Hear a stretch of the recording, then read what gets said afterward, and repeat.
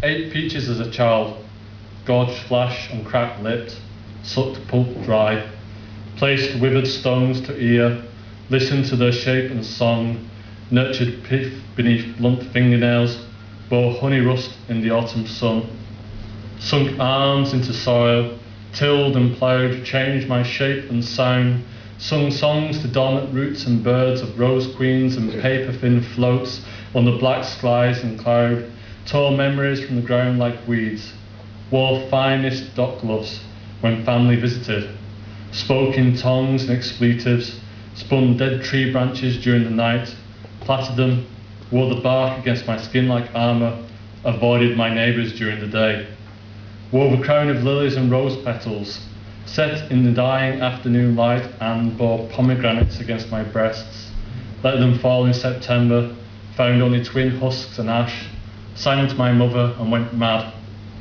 tried to hide in oak leaves and travelled down their veins, took refuge beneath sycamore trees during lightning and rain, climbed above all thunder clouds on tree limbs and knots, screamed at the north wind to listen and weathered,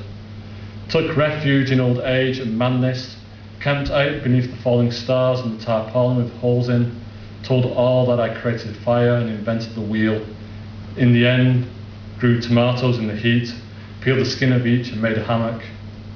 Grew bored in the third year, moved back to the city, nurtured new diseases beneath my fingernails, took job in bank, gave my honey rust to the drunk I loved,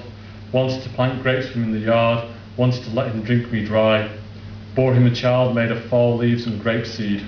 watered him with kisses, rubbed him close against my bark, breathed him in and loved him for a season, gave him my finest dock gloves as winter came, fell ill before December was out,